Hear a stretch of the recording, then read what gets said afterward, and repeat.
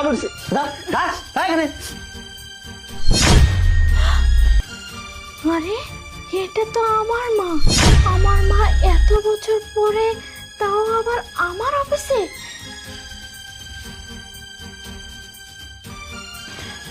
আরে কি হয়েছে, এমন ব্যবহার কেন করতেছো?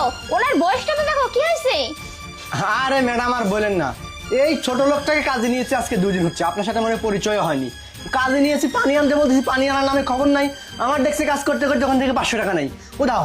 আরে সব কিছু ঠিক আছে, কিন্তু ওনার সাথে তুমি কেন এমন ব্যবহার করতেছো? তুমি ওনার বয়সটা দেখো, আর উনি কাজ করে নাই সেটাও মেনে নিলাম। তুমি বলতেছো উনি তোমার কাছ থেকে টাকা নিছে। আচ্ছা, উনি যে তোমার কাছ থেকে টাকা নিছে সেটার প্রমাণটা দাও। ভাই ভাই বল, বল টাকা নিয়েছিস কিনা, বল সত্যি কথা বল। ম্যাডাম, আমি টাকা নিচ্ছি, কিন্তু 2 দিন সময় লাগবে, আমি ওনার সব টাকা দিয়ে দিব। এই শোনো, উনি তো বলছে যে উনি 2 দিনের মধ্যে তোমার সব টাকা দিয়ে দেবে। আচ্ছা তুমি এখান থেকে যাও, আমি এই বিষয়টা দেখতেছি। ঠিক আছে ম্যাডাম, ঠিক আছে, আপনি যেহেতু বলতেছেন ছেড়ে দিচ্ছি। আগামী 2 দিনের মধ্যে টাকা না পেলে তোকে আমি দেখিস তুই। আচ্ছা, আপনি কি সত্যি সত্যি টাকাটা চুরি করছেন? না ম্যাডাম, আপনি বিশ্বাস করুন, আমি ওনার কোনো টাকা চুরি করি নাই।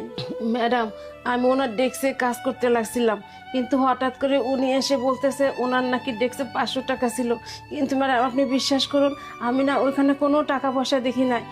সে বলতেছে আমি নাকি তার 500 টাকা নিছি, আমি কিন্তু তার কোনো টাকা পয়সা নেই নাই। আমি এতদিন যাবত এই অফিসে কাজ করতেছি, আমি কখনো কোথাও কারো টাকা চুরি করি নাই, কিন্তু উনি জোর করে বলতেছে ওই 500 টাকা নাকি আমি নিছি, এর জন্য আমাকে এরকম করতেছে ম্যাডাম। আচ্ছা ঠিক আছে, আমি বুঝতে পারছি।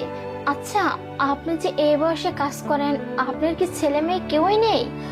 মানে হ্যাঁ, আমার একটা ছেলে সন্তান আছে ম্যাডাম। আচ্ছা, আপনার ছেলে সন্তান আছে কিন্তু মেয়ে সন্তান নেই। আচ্ছা, আপনার ছেলে সন্তান কত বড়? হয়তোবা উনি চাকরি করে, আর আপনি এই বয়সে এখানে কেন চাকরি করতেছেন? উনি কি আপনাকে দেখাশোনা করে না?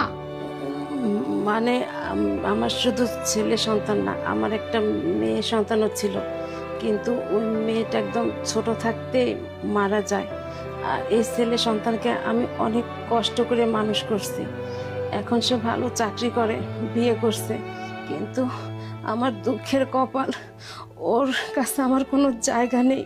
ও আমাকে মেরে বাড়ি থেকে তাড়িয়ে দিচ্ছে। এখন আমি কি করব? নিরুপায় হয়ে ওই বস্তিতে উঠছি, কিন্তু নিজের পেট তো চালাতে হবে। সেজন্য আমি অফিসে পিয়নের কাজ করে আমার সংসারটা কোনো